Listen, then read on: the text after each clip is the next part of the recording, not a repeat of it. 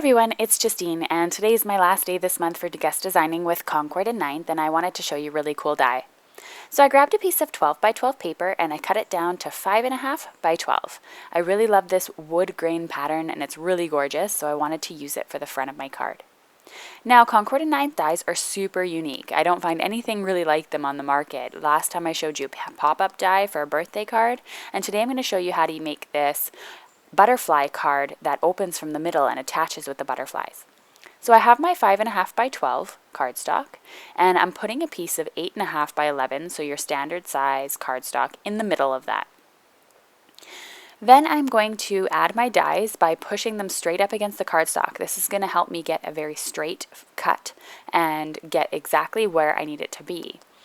So the reason being is because 8.5, when you fold it in half, is 4.25, and that's your standard size, is 4.25 by 5.5, which is what your cardstock's going to end up when you fold it in the middle.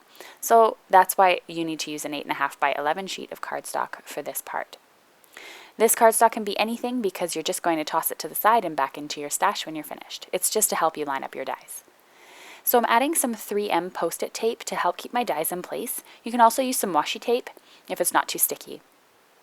If you have an extended platform for your Big Shot, which I don't, you're going to use that, and you can cut out this whole thing at one time. Because I don't, I'm just going to cut out each side at a time. So I'm just going to put it through my Big Shot this way, send it through and back, and then I'm going to just move the paper down and then cut from this side. Lots of you are wondering where I got my sparkly and glittery die cutting plate. They're coming out from Sizzix this month. I got it at Creativation as a sample, so they'll be out available shortly. Alright, so now I have my cardstock, and it measures at the moment 8.5 by 5.5.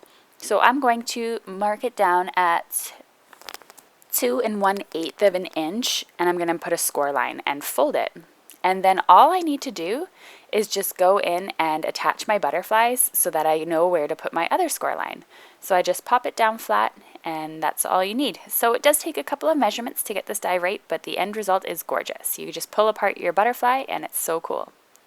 Now these butterflies also come with some more detailed pieces, so you can actually send these through your Big Shot again with these wings on top, because they don't cut out the wing themselves, they cut out the inside of the wing. So as you can see, you could have just die cut the actual wing itself and saved yourself a lot of trouble. But I decided I wanted to add them with vellum. So I traced around the cardstock using my card, and I cut out both pieces of the butterfly wing out of vellum. And again, you can just place the butterfly wing dies on top of these card pieces and it will cut out the detail for you. But I wanted to just add something a little bit special. Now when you're doing this, you have to be careful when you're gluing, because you can't glue these little slits or else you won't be able to open your card properly. So when you glue it, you have to glue it slightly off center. Again, the easiest thing to do is just to die cut the wings and not use vellum. I used some clear 3D foam tape to attach my pieces and to make sure that it didn't attach to any of those little slits that are holding the butterfly die together there. And I just cut off a couple of little pieces and attached the vellum pieces to my cardstock. Next up, I just attached the belly of the body of the butterfly, so I decided to detach my butterfly for this part, and again make sure that it's not on the slit so that I can easily put it back together. I think that vellum adds a little bit of extra detail that's just really, really pretty. But again, if I did it again, I probably wouldn't have done it because it was a little bit of trouble adjusting everything so that it could still open. I added some little clear drops onto the body of the butterfly. I thought these were a really pretty touch, and I added them with some glue dots.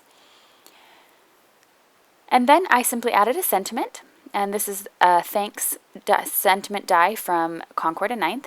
And again, I'll have all the supplies listed in the video description below if you're interested at all in anything that I'm showing in this video. And I inked it up using some Catherine Pooler black ink, and I stamped it then onto my card itself, and it says thanks in the middle, and again it just opens up, and it's so cool because you can decorate the inside to also have a really nice surprise. Alright, so now that I finished decorating the outside of my card, I can pull out my butterfly here, and then I can decorate the inside. Now I'm going to be using the Butterfly Beauty stamp from Concord and Ninth. This is a gorgeous stamp because it comes as, you could use all 3 butterflies as standalone, or you can layer them. So I'm using some of my Altenew inks because I find those easiest for layering stamps, and I stamped the first one, which is a watercolor look-alike, and then I stamped the second one, which is slightly more detailed. As I said, the standalone die is just as beautiful with just the watercolor, without adding the detail in the middle. Then I added the body of the butterfly and the sentiment because I wanted to stamp those in black and have them really, really stand out. So you bring out the beauty in everything is what I stamped on the inside of the card, which I thought would be really cute for a thank you card. Now I can simply reattach my butterfly card, and you can see here, because you have to glue them properly, it does connect quite easily, but I did have to fiddle with it a little bit.